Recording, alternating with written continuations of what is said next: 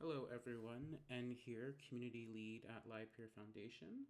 Pronouns are they, them, and welcome to Watercooler, our weekly event where we chat about all things Livepeer, talk about the ecosystem, talk about the technical, and talk about how we grow the project further.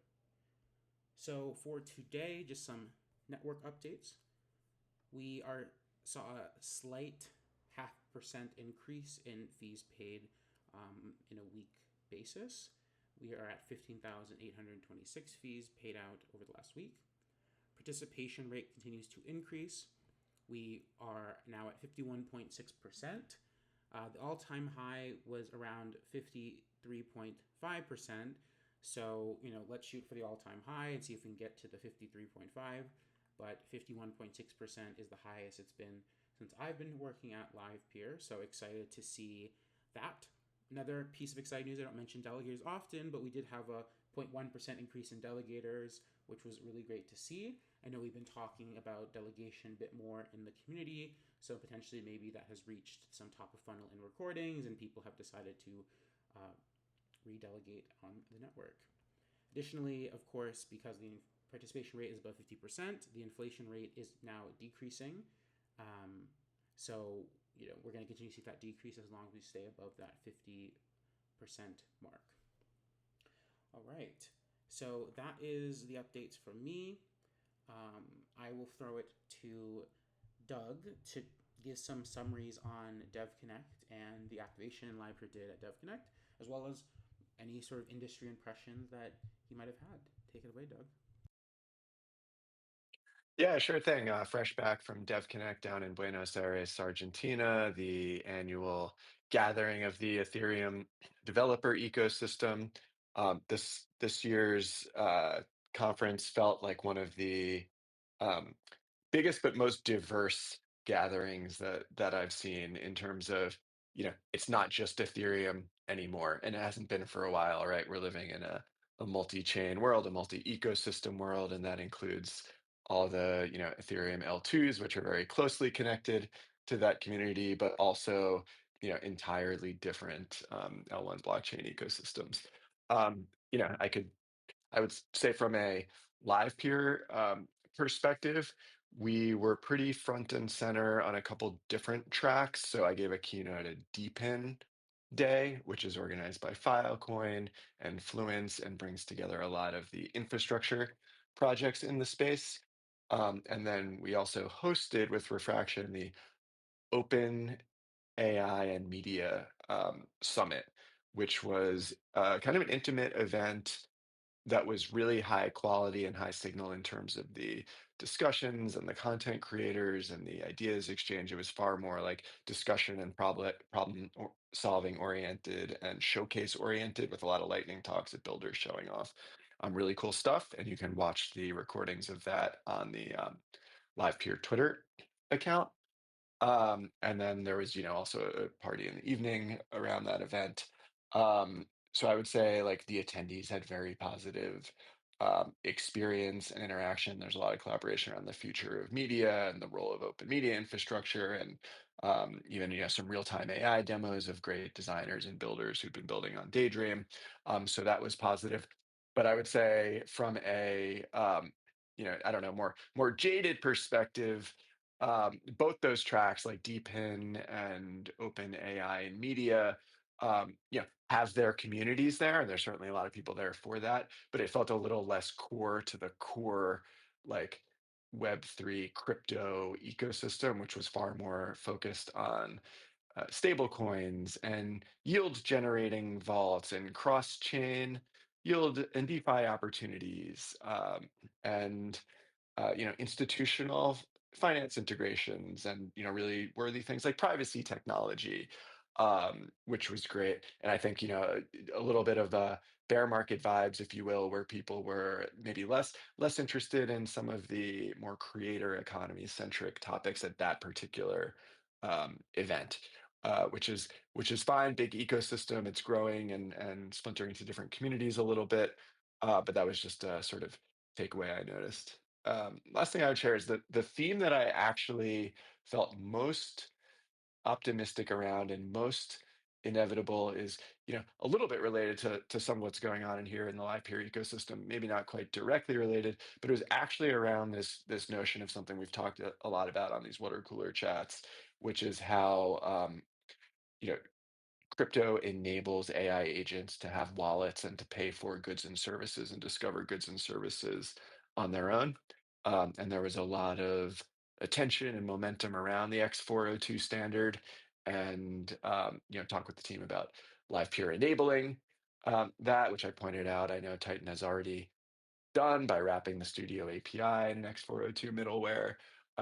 And not necessarily a live peer specific concept, but just it feels like that was a big trend of what crypto and blockchain was enabling, and something people were pretty excited about. So yeah, it's a little bit of a high level summary. This wasn't meant to be a formal presentation or official shareback. I definitely encourage people to read the post that Nick Hollins made in the general channel of our Discord, to see some of the highlights and content themes and takeaways of the event. But other than that, good to be in person with many builders in the Livepeer ecosystem down there, and make some progress on some of the development we have to do in the coming months.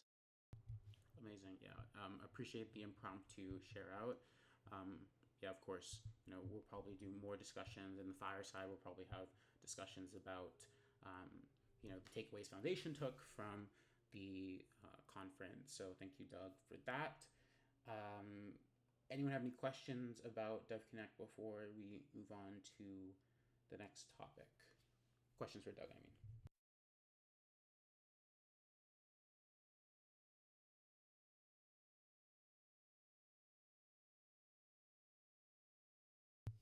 Yeah, just a quick, just to jump in there, Doug. Just ask kind of a question around that X402 narrative that was at Buenos Aires. Like, did you feel that the X402 kind of track or meme that was there, is that kind of a temporary thing? Is that kind of just a current buzz, or does it have sticking power? Like, are people really building, like trying to push it forward? Like, did it feel buzzy or did it seem sticky? Good question. I mean, I saw some charts and statistics that showed the number of X402 requests and X402 payments have just been rising and rising and rising in the recent weeks. Like if you look back a couple months ago, there were so few, and now there's yeah, I don't know, 10x that amount or something like that, just in the last couple of weeks alone. So that's maybe evidence that there's actual builder energy and adoption. I think I would say X402 itself, like, I don't know if that's the standard, or that's the solution, or that's the protocol that everyone will implement to get agents paying one another.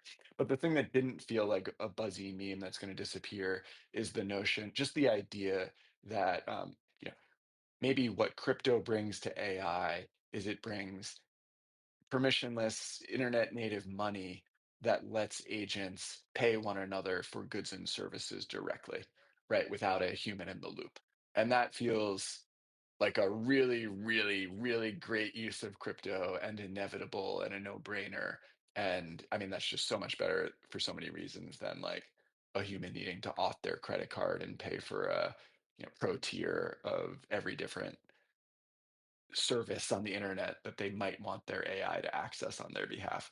So that does not feel like a meme. That feels real. Cool. Yeah. Thanks. I've been following it quite closely, and so I'm still but I didn't make it to Buenos Aires, so I don't know what the vibe ended up there. But that's good insight. Thank you. Yep. Any other questions? I have a question too. So, Doug, did you found out any builders that uh, they were busy building on the agent to agent economy narrative, but they were looking at it as more of an isolated economy? So instead of you are having an economy which is populated from humans and AI agents, in the future, you can have an economy that is populated from agents only, and those agents can have needs and buy services to fulfill those needs from other agents. Was that something that ever came up during DevConnect? Yes, that does come up as part of the like big aspirational vision potential narrative around this topic. At Agents Day I went to, and that was um, a narrative that did come up. I put it a little bit in the. I'm not going to say like impractical. It's definitely reasonable and practical, but it's a little more like forward looking and aspirational versus something that people are immediately like trying to build solutions that solve a real problem today on that front, right? Similar to like, I think a lot of the decentralized AI promises are a little aspirational and forward thinking when you talk about people would get up on stage and say things like, you need fully um, verifiable training data sets for AI models where every piece of data needs to be committed to a blockchain and verified. And then the models, when they're trained, have to do it in a provable way where they can prove that they've only used this, publicly accessible, verifiable information.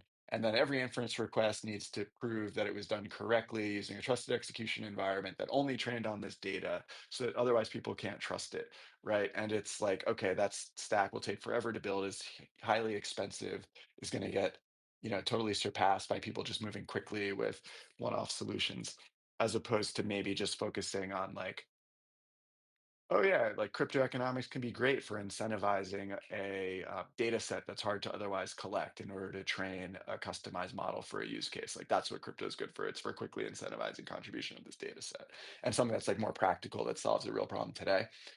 So that was just an example, but I do think that yeah, people were definitely talking about fully agent-based economies. But are they here? Are they solving a problem? Are they interested today? I don't know if I saw any like real examples being built out just yet. A side note for me on that, Doug, is Vana, which is a project I've been following since it launched. Super cool. It's about user-owned data training AI models, similar to like the first part of what you said. And one of the things I've noticed is there's not really a consciousness around users really deeply caring enough to do something different than what already is, right? So, how many users are wanting to offload their data from, kind of a walled garden Web 2 platforms and then move those to, Web 3 where they can get reimbursed for training AI models. So I would agree with you that, unless there's a larger movement around, data sovereignty, um, at least in the short term, I agree with that too.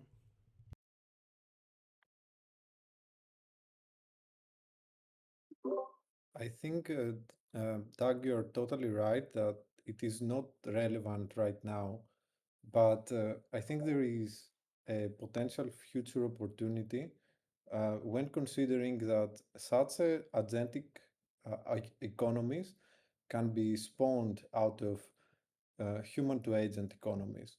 So, assuming you have an incentivized, tokenized economy that engulfs both human and agent participants, I think it worth it in different points of time to try out what happens if we create an isolated silo where only agent to agent economies exist and see how that goes.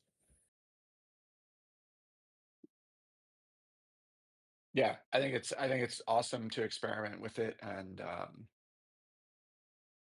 I want to see what the what those economies end up looking like, and what sort of value that creates. Would love for people to experiment with it. I just think the narrative and the promise of it in a theoretical sense is ahead of the builders actually deploying interesting observable things. So people should get building. Advice, always the advice. Get to building. Any other questions for Doug or any reflections from you, Doug? Nope. Yeah, keen to have any follow-up discussions or one-off in the chat, but yeah, hope people appreciate the quick share back there. Awesome. All right then. Moving forward, we are going to start with Define with some technical updates around Embody. Define, take it away. And also, I know some more folks came up to stage. If you do have anything you want to share, any topics, just drop them in the chat, and I'll add them to the queue. Define, take it away. Thank you, Anne. So, in the previous week, we resolved a ton of bugs and we brought the payments backend up to the standards that we think are needed to be followed. So, we have now a payment ledger that uh, everyone can see with the viewer API token what is happening, and if any mistakes happen, we can rectify them. And again, everyone can see, everyone can audit the log. Actually, we will bring the ability to non-admin tokens to view it on the immediate after update. We resolved critical bugs, and this created space to someone to finally being able to start working on the real-time app. So today I started working on that, and immediately once we got something which we can show you, we will make sure to present it to you guys. From then also we have 8K avatars basically, which they will be deployed on the next game update. As you may know, every orchestrator now can auto-update to the latest game image immediately once we push um, an image with the latest tag. So these are the updates, and an extra thing is that we started fleshing out the proposal for the embodied network and the design of the embodied network. So this is relevant to human-to-agent economies and agent-to-agent economies. Once we have some feedback from different stakeholders of the Livepeer ecosystem, we will put out so that everyone can see and provide their feedback. Again, thank you everyone for your support, and thanks to all the orchestrators who participate in the pipeline, in the Embody Alpha. Currently have, if I'm not mistaken, 4 unique orchestrators who are contributing their inference, and we, not their inference, sorry, by hosting the avatars, and we are able to push daily workloads to them.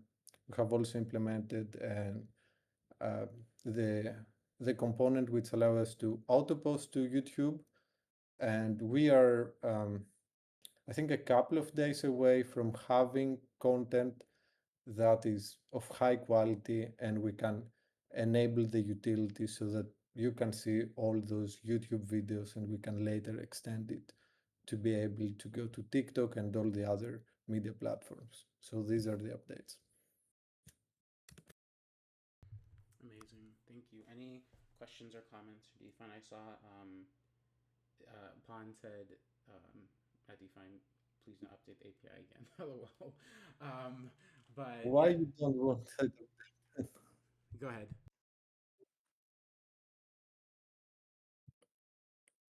I'm just not sure why Pon doesn't want the API updated again. Oh, I think because Pon maintains the dashboard, and he doesn't want to change the dashboard.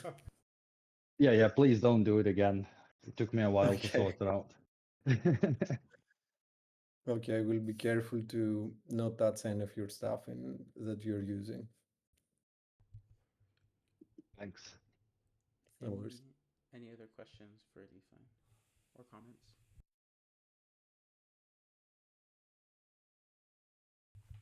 All right, thank you, Define, for the updates. All right, next up we have Titan with some 5090 issues on the Daydream side.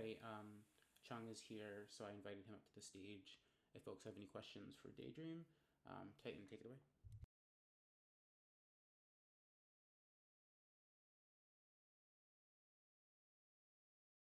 Hello, there we go. Yeah, just I've been working with Phoenix here, getting this 5090 up and running, but we were running into issues with the download script and the engine builder. So we posted those in chat, but it looks like there's maybe a new image out, so we'll try that out. Otherwise, no, just fixing through bugs and trying to get things going, and yeah, following the process. So probably not much to talk about, but unless there's updates on if anyone else is having the same issue. But yeah, just really the image just wasn't working properly as it should be. I'd like to add there, like there's been some confusion on my end with which version to run, because I know we're pushing versions to master like every day, main. I noticed there's no version tag on AI runner since around June, so maybe we can like have a tagging process with versions and kind of go off that. I know the docs have had a hash on them for like the build script, but getting the right Docker image has been kind of tricky. Yeah, the releases are not really good right now. I'm not sure. So if you're taking from master, they're working through several issues. I think a lot of the orchestrators were onboarded several weeks ago, and we didn't have these problems because there was it was more stable at that time. But for sure, I think even Navigari went through and tried to update recently and hit a roadblock. So if you're taking the latest release, you're probably going to run into issues. I'm not sure if there's a stable version or SHA that they can provide that we all are using. That might be a better place to start, or go back to maybe a month or so ago when everybody was onboarded. I could probably share my version. Yeah, that'd be great, because I went about like 3 versions ago, and still it got past the issue that I was having with the current issue, but then it just was throwing more errors, different errors, engine building errors, and I was like, I don't want to start sharing errors from an older package that probably have been patched. So anyway. So if I heard correctly, so basically there's no easy release tags point to a most recent stable version yet. So even people has different issues on deploying the models on the 5090, right? So if that's the case, I will come back to you probably in a day or two. Okay, yeah. I'm gonna continue to try running the scripts and mess around, but yeah, otherwise, yeah, just onboarding and going through bugs, and it's all good. Just happy to be here. So that's basically my topic. Cheers. Awesome. John, is there anything else you want to share about questions, or are you going to look into it and get back to folks? Yeah, I think I heard the community, still suffering from the stable version of the AI runner, and I heard it confused about what is the latest stable AI runner version, and particularly related to some failures. So I'm going to come back to the community on that in a week or two. Yeah. Other than that, I think daydream, in the coming weeks until the year end, we don't plan to have major stream diffusion releases, but we will have focus on the real world models releases. Probably right before the Christmas, we will have a new set of the stream diffusion V2 along the realm of the scope side release as well. I think that's especially looking for 5090 and also the 32 gig VRAM. I pinned that a while back to ask availability. Seems community have lots of availability, lots of the availability there. So I think engineer team is trying to integrate the latest scope models into the AI runner. You may, that's probably one of the issues. You may have here and there quality issues if you take the latest code from the master, branch. But I will come back to the committee on that to point to a latest, stable version of it. Yeah. Amazing. Thank you so much. All right. The next topic we had was on Explorer. I know that Rick had mentioned that things are moving forward there. Does anyone have any questions on the Explorer? I saw there was some feedback in the chat, which I'm sure Rick already read. But if are there any other questions about the Explorer and about the RFP? Yeah, just to mention a little bit. So basically, or Elliot already gave like a good talk in the, I think it was last fireside and or two I think firesides two ago. 2 ago. So if people want to see the progress there, they should check that fireside out. Also, if people have feature requests, they can drop them. I saw Pon's feature request. So basically, you can create a new issue on the Explorer as well. And I'm curious if people notice things on the Explorer, things are breaking or things are also looking more smooth. I hope. Always feel free to ping me there. Amazing. Definitely, I can say just from my usage of Explorer, there was always problems refreshing, your stake amount, your delegating amount, your, withdrawal fees and stuff. And I think that stuff has been a lot better. I also noticed when switching between different accounts, like delegator accounts versus orchestrator accounts, it used to, you have to refresh multiple times. So I definitely can see improvements there. It seems snappier. The data seems to be updated more frequently. Obviously, it's not perfect yet, but definitely significantly better. So I think hats off to the team as they continue to build out these changes. That's good to hear. Thank you, Mike. I will forward it to the team. Yeah, some performance optimization were already done. Some caching behavior improvements were already done. Yes, as Define says, it should look 2 seconds quicker, but there's still work that they can do. And the team is now going through some last UI fixes and then working on the performance. And then essentially there is like the release of like the voting transparency feature. Uh, but it's good to hear that feedback, and I will forward to the team. Apart from that, I also this weekend implemented, like Mike already saw, like a gateway data in the Explorer. So I will also push that to the team so that that can also be merged in.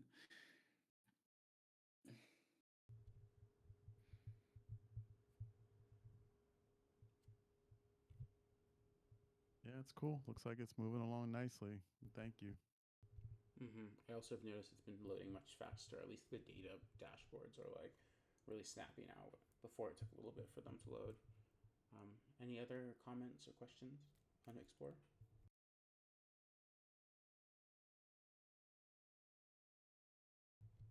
Awesome. And again, hats off to the guild. It's guild, right? The guild team for supporting the RFP, and of course to Rick and Co for PMing that and getting those updates executed. All right. Last topic is we have Daydream Comfy custom node from John.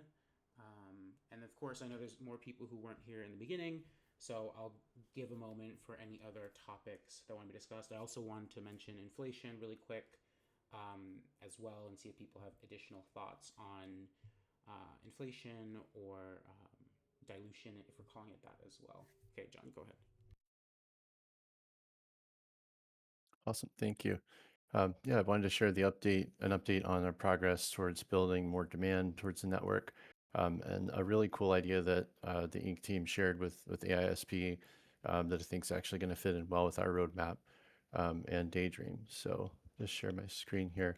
What we've built is ComfyUI custom node, actually running this in ComfyUI desktop. And what it allows you to do is a live stream from ComfyUI. So ComfyUI is like a batch processor for AI, right? And most people want to run their models through ComfyUI locally, but there's this idea of partner API nodes that they're launching now, which provides like a payment processor front end, through ComfyUI's account services. For example, you can log into ComfyUI here. So what I'm doing is I'm actually taking webcam inputs here. So these are actual frames, sending those through RTC live stream to Daydream, and then also getting those back out. And as like a frame here, if you're familiar with ComfyUI, you can use this to do pretty much anything that ComfyUI natively supports. So there's a few bells and whistles to this, but you can obviously do prompt updates here. If you disable or enable a node like this, it'll send the prompt update, reload the pipeline, and you'll kind of see that happen. It takes a while for the status checks to run sometimes after a prompt update. Oh, this looks like it's working. And you can like stop your stream with this, of course, and then of course stop running your workflow. What's really cool about this too is you can actually like do it almost in a generative way. Like, so you're not having to really stream, right? It's almost like batch processing. So you can see there's obviously a significant delay here, but in the start stream node, you have a FPS of 30. So there's like a backend server that's constantly sending frames, and it's sending the last frame that I got from ComfyUI to maintain a consistent live stream. So, John, are you able also to choose different control net and IP adapter in this, from the daydream API exposed? Like choose different combinations?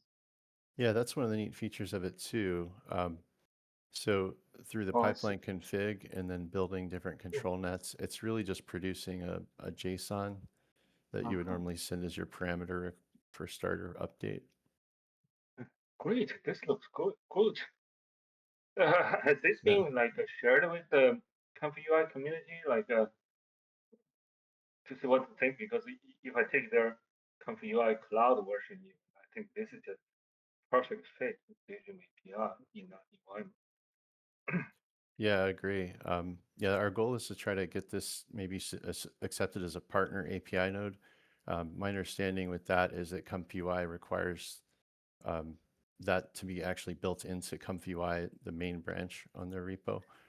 So I doubt that they're going to allow us to have like the sidebar feature that I added that was more for development testing. But as you can see, I can pretty much control the whole flow of start, stop, and update through the workflow. So we're also looking into like how to save the API keys properly and the UX of what the user experience looks like. I have been getting a lot of these responses that like the parameters failed and it rolled back to the prior parameters. But I do notice a visual difference in my prompts, and obviously it's responding to them. So might benefit from working closer with the team on troubleshooting this. But just trying to improve the UX, plan to meet with Ryan a bit and talk about like, do we have this workflow down? Like, is this taking advantage of everything that ComfyUI has to offer? Like, I spent a couple of weeks studying this to get up to speed with it, but it was a really good exercise. And I think one of the neat parts about this is this could also be the front end to the Livepeer network for ComfyStream workloads, where you really have parity within like a configuration of a workflow versus a backend that has a given set of custom nodes. But at the moment, it's a great demand part for the network. Like I said, you can stop the stream. For example, if I like put my hand here and do like that, we would eventually see that come through. And then now this is kind of like an artistic thing. You could again just disable this. And now you're just working with the outputs, and so someone who's doing like creative artistic work here could take this and send it through other parts of ComfyUI while the stream is live running. And our pipelines that we built with BYOC support audio support too, right? So this could be audio frames as well as video frames, and excited to start putting that together here soon. So I do plan to get this published to the registry within a week or so. So I've got a project plan and we've got some updates. I'll post a link to our thread here. And thanks for your time. And thanks for taking a look. I think last time I first talked about this, you weren't able to join the water cooler, so nice to have you take a look at it.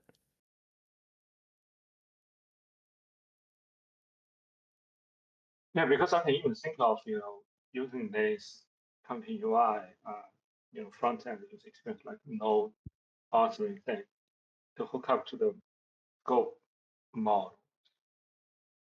because there's lots of pre-processing and post-processing. Comfy UI community have very good assets, and they actually can help to enrich the overall. What network can offer. Right? Yeah, there should be, like, right now the pipeline config and control nets are sort of like a validation form for filling out your parameters, because the different combinations are kind of tricky in the documentation. So it provides a better user experience, I think, and we can also support things like batch workflows in real-time context, so to speak, streaming like a video file, or even getting streaming outputs. Is there a link I can just try it myself? Yeah, I'll post a link to the repo, but I'm still working to get it published to the registry.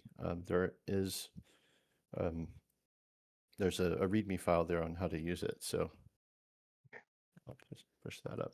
Basically, you just have to put your API keys in an environment file locally. Working on finding the best way to do that, but that's basically how you use it. And then the rest is just pip install -r requirements in your Comfy UI.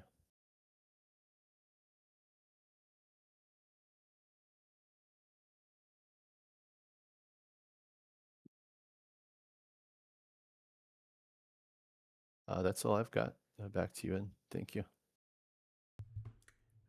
Amazing. If anyone has any questions on BYOC project as well, we're working on that and making progress there. And like I said, I see this fitting in really well with our current roadmap. So happy to answer questions there as well. Thank you. Oh, Titan, do you have a question? Yeah, just about the BYOC pipeline. Where are you guys at for having it live or available? I know I was working with Brad before on getting the Thera, or the Embody kind of just standalone Unreal Engine going, but where are you guys at with the containerization of stuff? Yeah, so our effort is mostly focused around PyTrickle, which has been a long roadmap, obviously. We have a branch open in Comfy Stream now that has this feature that we found important, that allows for you to warm up this automatically. So you can kind of switch workflows between audio or video with different models, and it allows Comfy Stream to release the memory and load it. But most importantly, we had to get a video overlay in place. During that switching, there's no video outputs, and it breaks things downstream in Go Livepeer and so on. So providing that video overlay was a really important feature that Brad and I wrapped up yesterday. There is one defect on PyTrickle that needs to be fixed, and then one PR on Comfy Stream to take this all the way to the network. The other piece of this is the Go Livepeer changes. So there was a PR we had open to make a whole new pathway through Go Livepeer. It was a sort of a team decision to build a whole separate path through the gateway and orchestrator parts of Go Livepeer, rather than building on what was already being worked on through Ink. And so that whole process has further extended this timeline. And now we have obviously a very good working set of PRs, but we had some issues getting that merged to Go Livepeer main. I think it's a really good discussion to have around, like, how do we collaborate as SPs in a shared space or on shared code, because I think we definitely benefit, as a group, like building on what each other are building, right? Instead of building entirely separate things or duplicating effort. But at the same time, like, we see some value in what PyTrickle has to offer. It was really just intended to be a network package, a protocol package. But now it's become sort of a replacement of AI Runner. And we can, I think a roadmap can tolerate the timeline of putting that together. But when you start redoing all of Go Livepeer 2, you've built a whole new AI network. We were just trying to bring our own container. So those are sort of my personal thoughts on where we are. But we have essentially 3 PRs to merge to get this all the way to orchestrators. We're working on a website, muctionlabs.org, I believe. that's going to have a setup guide for orchestrators and how to set up their containers. And then there's additional change on Comfy Stream needed to like build different pipelines with different custom node configs. So I've been updating our backlog throughout today, actually, and trying to get a project plan together so that we have a better timeline, because we've kind of just been working on many different areas.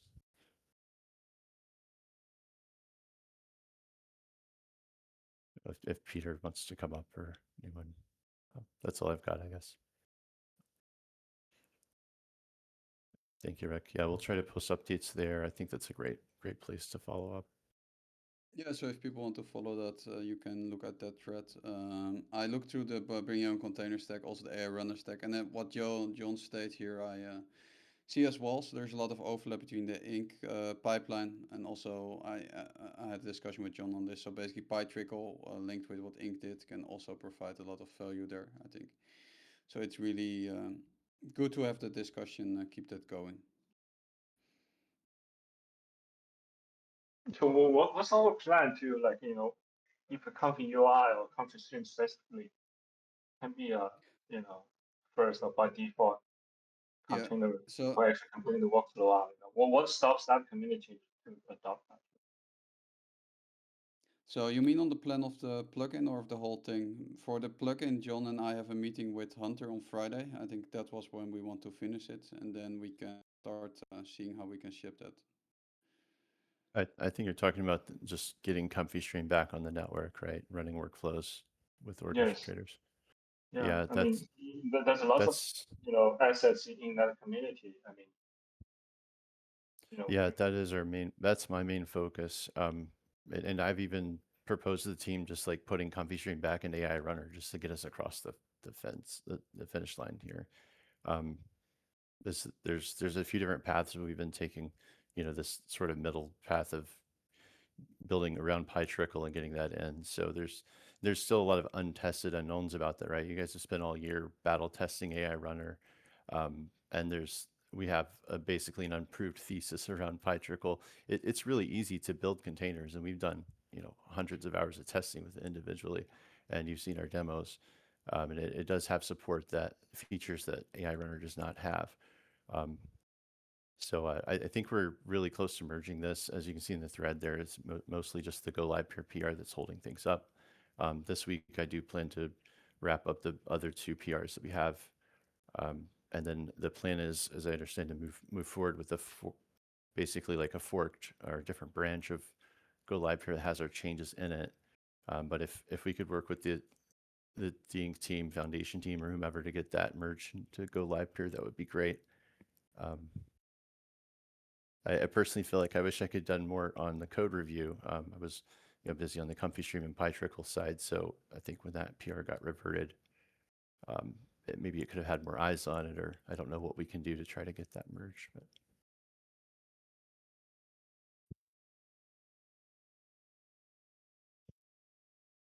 John, I'm sorry, I may have missed this. Did you say that there was work to retrofit the old pipelines to use BYOC, or is that not something that's happening? that's currently not in scope, but I personally think that that's a valuable path to consider. Again, because I believe the building on each other's work is beneficial, and building on paths that are already executing in production, is a good idea. The only thing that really differentiates, I think, what we have versus what's in Go Livepeer is around payments, and then also around text outputs. But I'd love to have Brad speak more to that. He's done all the work there. Yeah, I'm But curious about the payment parts. Like the old runners were really rudimentary in how they process payments. I'd be curious to know what was implemented for the BYOC payment processing and how you it's would basic. implement that for new containers you build. Yeah, I believe pricing is based on like time that it's running Oh, instead of okay. other. Yeah, Yeah, it used to be like pixels, right? Everything was translated into pixels. So yeah. image I think and you still have token. that conversion, but it's based off It's a instead of time-based conversion more than it yeah. is like this audio file is this size, or this number of tokens going to the LLM is converted to pixels. Correct. Yeah. Okay, interesting. Yeah. I mean, I think back, like to your point, I mean, one other path is Comfy Stream has been improved. It can go into AI Runner. This overlay feature that we've been building has been in AI Runner for 3 months. There's a lot of overlap here that we could get this out to the network probably a little faster. But we are very close, and I think, done the last 2-3 PRs to wrap this up. The main holdup was a few weeks ago with the Go Livepeer change, and that's a big question, because if we don't get that merged into main, it will just essentially have to update our version of Go Livepeer and provide orchestrators with, I guess, our build, which seems really just not great. John, one thing I don't fully get it. The work is already done. All you need is a PR review. So have you Correct. approached like Raffle and Victor? Because Victor is owner of the owner, and Raffle is doing a lot of Livepeer payment. All you need to do is reach out to them to say, hey, this is 2PR. I don't think even they know it, or they know they should do it. All that you need to do is tag them to say, this is 2PR, we need you to look at it. That will push things forward, yeah. Because, yeah, I don't know why you are stuck here, don't speak it. Josh is currently reviewing it, as I know.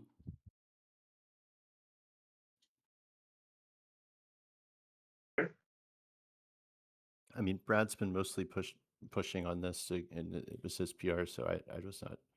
I know Rafal's probably a good resource to reach out on that side. I assumed he had looked at it, but like I said, I should have looked at it myself more. I don't see anyone be tagged in the mention to say they need to look at this. So then they don't even know the urgency and why. I think the best way is just, if you're stuck on that, the two guys mainly, Raffle and Victor. If you touch the coding in the AI runner, tag the Victor. If you touch the coding in Go Livepeer, tag the Raffle and also Josh. That's all you need to do. Yeah. Okay.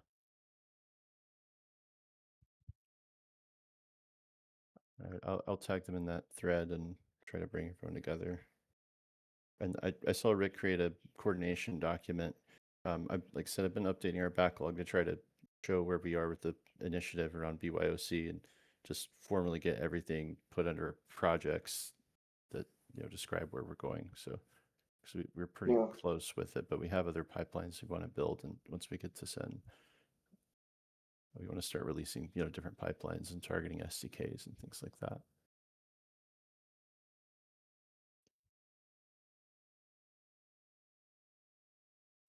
Yeah, thank you for the info. We'll proceed on that.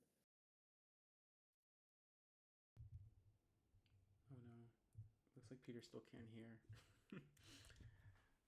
Any other? I mean, great conversation. Seems like we're having some exciting developments for sure.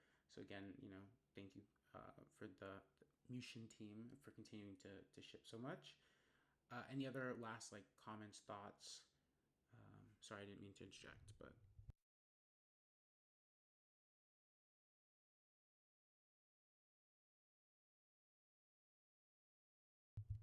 Right. Seems like we can keep it pushing. Does anyone have any other topics who came on stage later? Quick call for other topics. Hey, Anne. I do an update, if that's okay, and an introduction a little bit. Can everyone hear me? I'm not sure you introduced yourself yet, so introduce yourself and jump into the topic. Yeah, hey everyone. So my name's Ali. I am working on the documentation upgrades with the Livepeer Foundation. I'm based in Melbourne, Australia, so it's great to meet all of you. I previously ran a DIA startup. You might have heard of Lilypad. That was something I founded, but working on Livepeer now.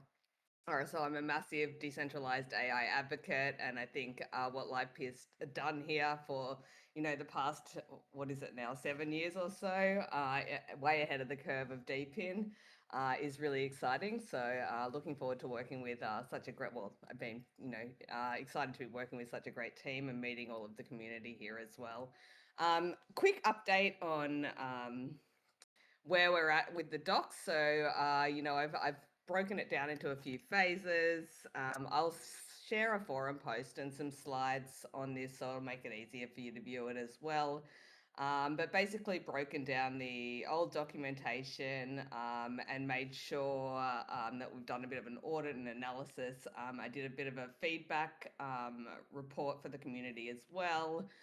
So put out, thanks for anyone that did provide feedback for that. I know Doug provided some great feedback as well, so thank you. And been working through from there to make sure that the new documentation will be AI first, because our search bars these days really rely on public documentation and things like that to get the right answers, as well as integrations. We're all using these AI tools, so we want to make sure that these documentation really surfaces the tooling we need. Stakeholder focused as well, so making sure that everyone in this ecosystem is covered with these docs, both technical side, product side, aggregating those resources into this canonical kind of documentation. So that's what we're working on now, and making sure that we've got the right content in there and it's updated for people as well, and continues to hopefully be as future proof as we can make it with some of the tools available. So I'm working on the information architecture at the moment. Like I said, I'll share a forum post. It'll be easier for you to comment and view where we're up to from there. Yeah, that's about it for me. I'm open to any questions, and I would love to hear if anyone's got any thoughts or comments, or wants to add resources or content, or just get in touch. Please feel free to do so. You know who I am now, hopefully. And yeah, thanks for having me. Thank you so much, Ali. Yeah, welcome to the ecosystem. Super excited to have your talents working on the documentation. As you know, they've been in need of love, so I'm happy you're able to provide that. Any comments or questions for Ali? Or thoughts on what the docs need?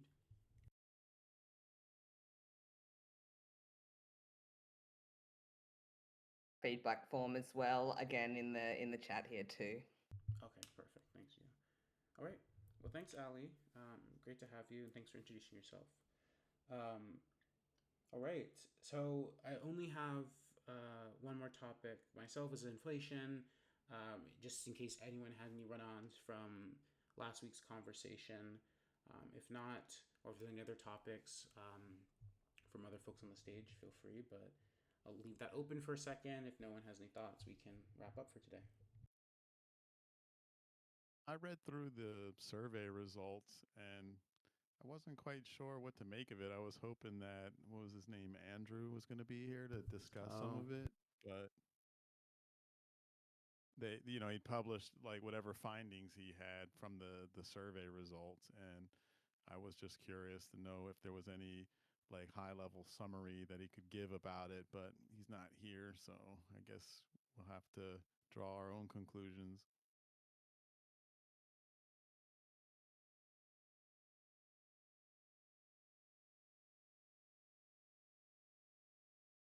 I did submit my own response to the survey, and I actually found it to be rather challenging to answer the questions in the survey. It took a lot of thought for me to come up with answers, and I didn't know if anyone else had any thoughts on it.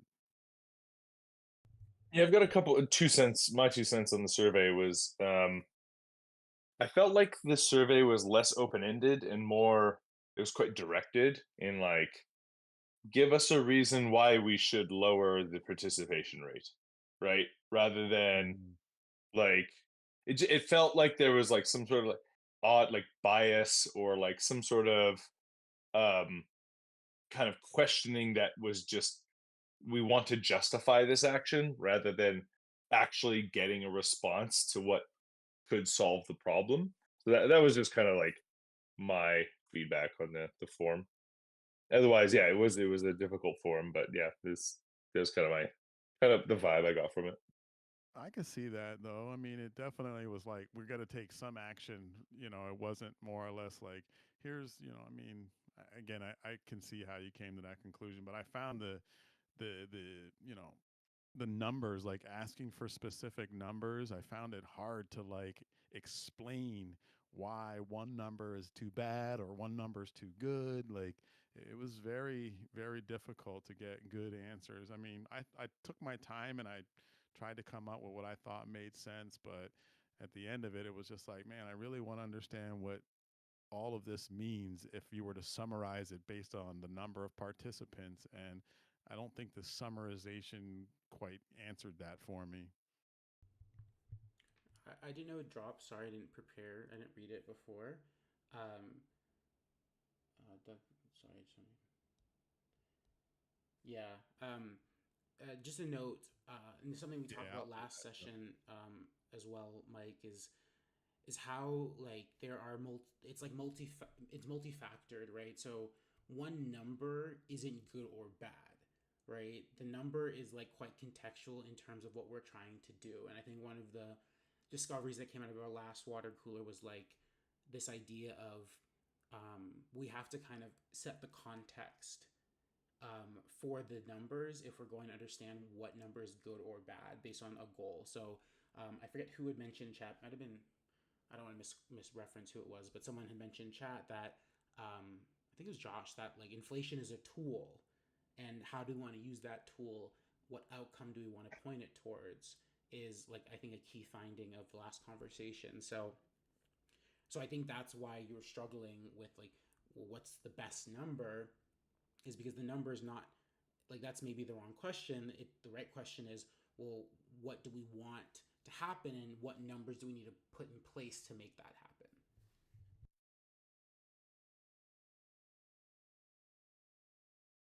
Yeah, no, I think that makes sense. And I guess that's probably why I struggled a lot with it. I mean, as an orchestrator, obviously, trying to balance fees and rewards to offset the cost of providing supply to the network is where I'm coming from for the most of the time when I'm thinking about this stuff. So, um, as a delegator, perhaps not as much, thought went into it for me. I mean, I also have stake in the network as well, but I think it's really comes down to, from an orchestrator, is making sure that I can continue to bring supply that's reliable to the network. And I think that's where, a lot of my thoughts were around it. So, like I said, I just wanted to see what others were thinking, and I'm going to get on that post and ask Andrew to distill it down a little bit for me, or at least maybe he could draw some conclusions and put his own perspective in there.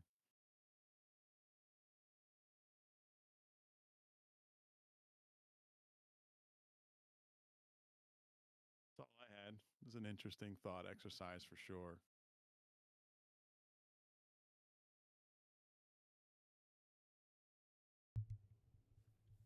Any other thoughts or comments?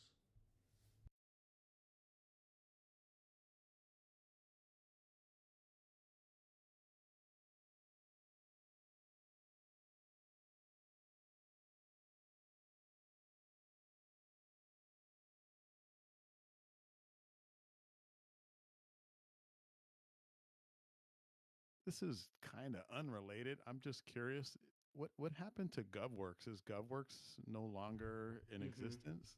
Yeah, so GovWorks is defunct now. Um, that that happened a few months ago. Um, that is more of a question for Rich when he's here. But my understanding is that we like that foundation moved on from GovWorks to a different direction through the kind of transformation SB is my understanding of it. But yeah, so GovWorks is no longer, or at least um, Stable Labs is no longer being contracted. But GovWorks as a concept, that still could potentially exist in the future if people want to take that up, or if we think it's a good idea. Yeah, Yeah, I exactly. figured it was more of a foundation, the Livepeer Foundation's role more than the stable lab stuff. But it just kind of was like they were there, they were presenting, they were taking on water coolers, and then all of a sudden it just stopped. And I don't recall seeing an announcement or any discussion about it. Correct, because there was no announcement or discussion about it. So, so we did not. There was not like a wide announcement on it. That was a more internal foundation matter because originally, like, they were being paid through both on treasury but also foundation. Um, so again, if you know, and I think this is just like another just note here is in terms of like contracting support for ecosystem or for community growth or for governance. It's always best to have like homegrown interest and talent rather than contracting out because GovWorks could have went back to the treasury and Stable Labs could have went back to the treasury and like said, hey, we want to keep going, but they were like consultants, maybe is a better word to frame it, and that tends to be the relationship. Not knocking consultants at all, but that tends to be the relationship. Is that they once we stopped with the contract, they kind of as makes sense, right, exited. So that's kind of why it's important, I think, generally to have folks from the community step into roles more so than try to get folks from outside of the community stepping into roles. There's more commitment from those folks. Yep, no, it makes sense. That's clear. I mean, like I said, I always like to see some announcement or be clear about what's happening. So I'm sure Foundation, they're definitely going to take over the torch on that. So yeah, I will also communicate that feedback to Rich as well. 1 second, let me check that down. Cool. Awesome. And just the last note, I was reading through the Andrew's post. I think the key thing here is that, like, I'm just reading towards the end, and it says, let me just read this, and I quote, "The community is divided on the issue. The majority, 22 of 29 respondents, did call for yield to be brought down. 20 respondents wrote a number for mid-2026, and 18 wrote a number or something along the lines of closest to the nearest competitor. 7 people did that for the end of 2027. Given the difficulty of identifying which projects ought to be considered quote-unquote peer competitors, it was hard to assign a concrete numeric targets for yield based on these responses. And nonetheless, they give us indications of the thinking of the community members about how or whether Livepeer should compare its yield to that of other protocols. And last quote is, judging by the respondents, 20 who gave a number, those who called for yield to be brought down believe it should be brought down sharply. Many called for it to fall within batting range of best peer competitors already by mid-2026. So, and also there's a lot of people who felt like we shouldn't do it or we were against it, and eight people were unsure or against. So I think the picture, as we discussed last time as well, remains a little bit like there is clear signal, but I think the how is still a large sticking point that isn't fully elucidated, if I'm reading this correctly. But of course, definitely comment and see what Andrew's thinking as well. Cool. Thank you. Of course. Anything else on inflation?